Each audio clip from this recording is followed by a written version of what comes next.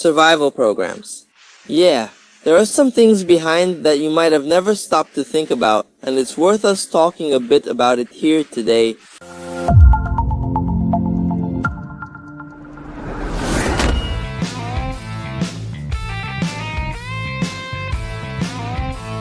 Hello, welcome. I'm Manafako, and this is the channel where we practice survival techniques, knives, and survivalism in general. If you like this kind of content, please subscribe below so you can receive new videos like this. Today, more specifically, we're going to talk a little bit about survival shows. The truth behind these shows, there are several survival shows, and most of them are from Discovery. Or basically, they're people who are put in survival situations and demonstrate techniques to get out of those situations. Or sometimes even techniques to stay in that situation. Like we see in shows like Statham or Naked and Afraid, for example. They all share one thing, dramatizing everything. If you've ever noticed in these shows, everything is dangerous, everything is harmful, everything can kill you, and things like that.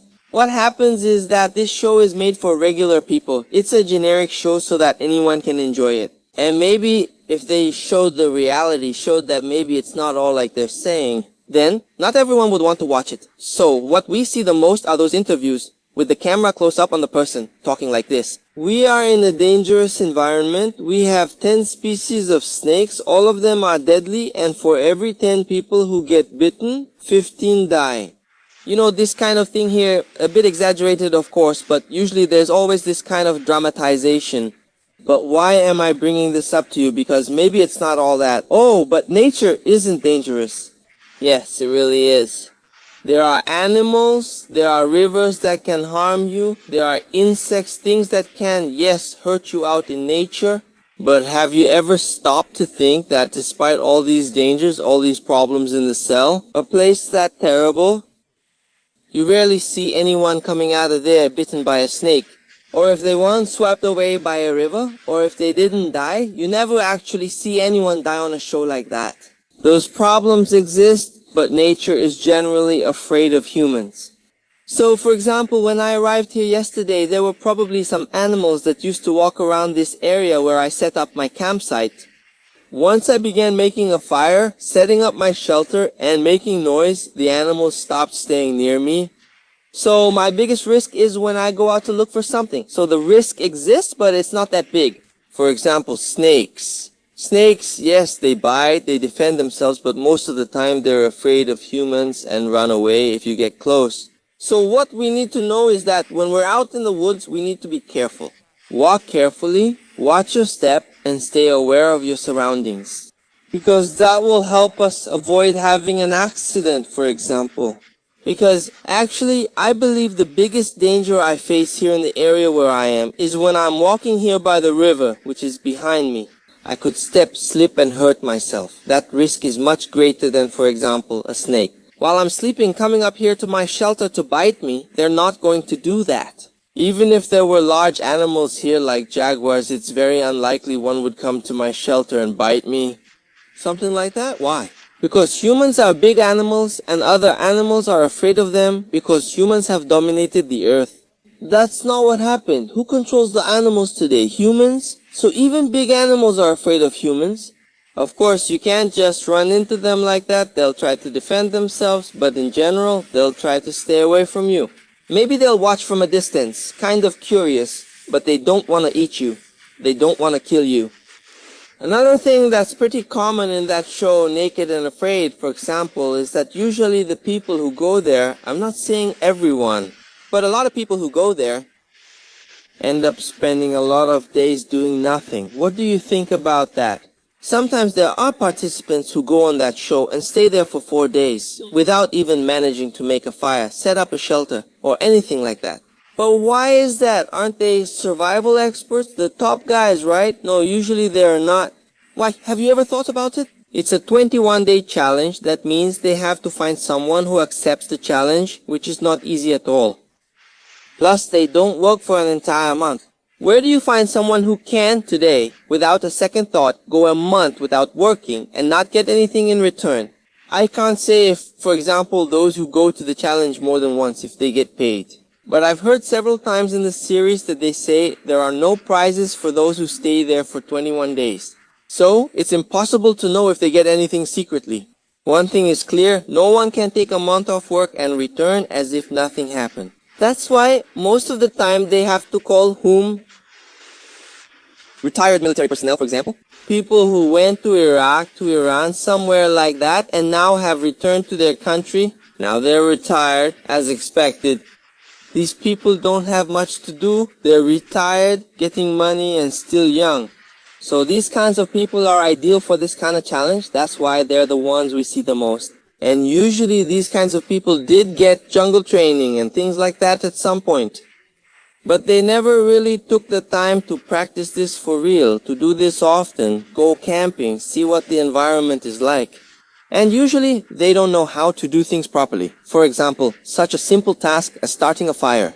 Obviously starting a fire during rainy times with wet wood. Yes, it does take more work, but it's not something that's going to take you 3 or 4 days to get a fire going. Not to mention the shelters we see there, which often collapse and almost never have even the slightest bit of comfort. This shelter, for example, that I'm in right now, I made yesterday out of vines. Look, braided vines with leaves on top. It's not the most comfortable shelter in the world, but if I added, for example, a couple more layers of leaves like this, I could sleep here just fine for several days. That rarely happens there. Many times, people just lie down on the ground, even on the sand or dirt, and that's it, spending 20 days or more sleeping on the bare ground. Then you might ask me, but they need to conserve energy because they'll go a long time without eating and things like that. I agree, they really do need to conserve energy, but doing nothing doesn't bring any results.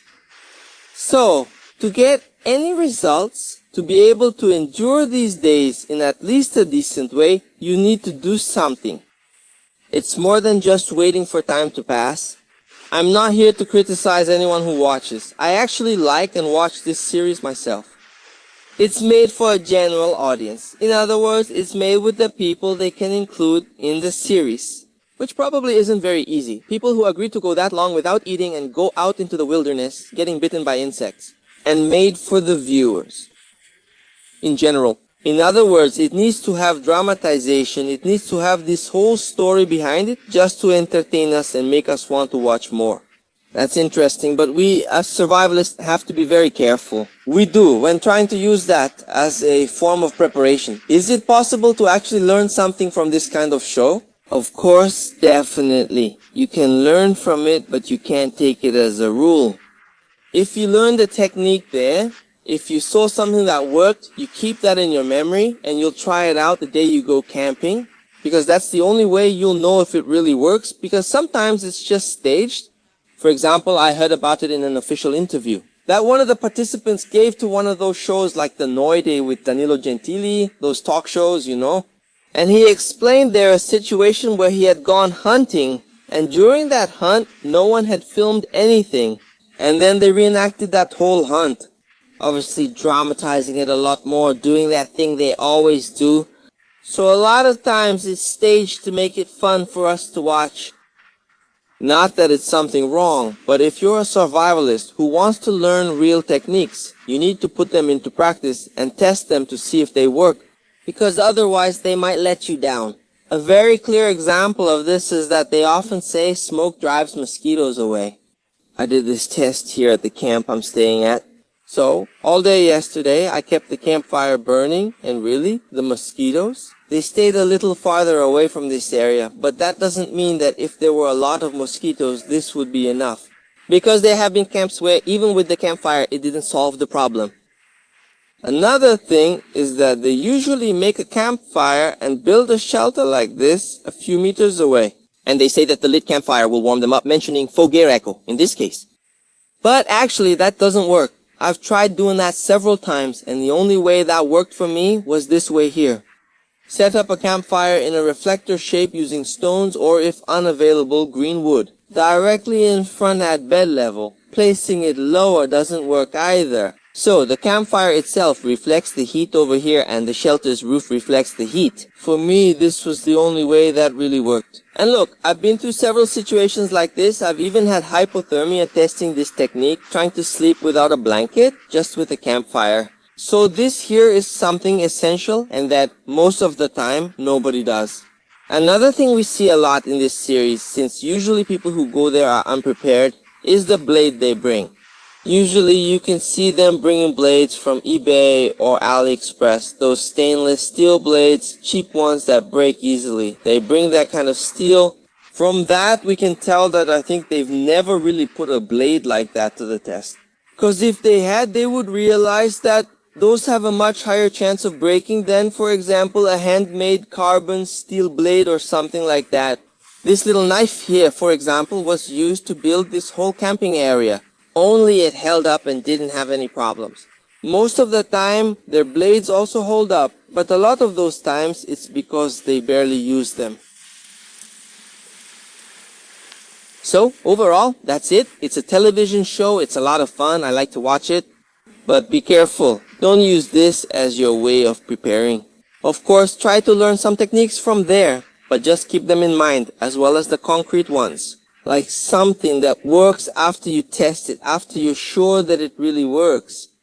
Go to the comments and share which of these series you like most. No need to be embarrassed. I enjoy nearly all of them. Go down here in the comments and tell me which series you like to watch the most. That's it. I'm Manifaco. See you in the next video. Thanks.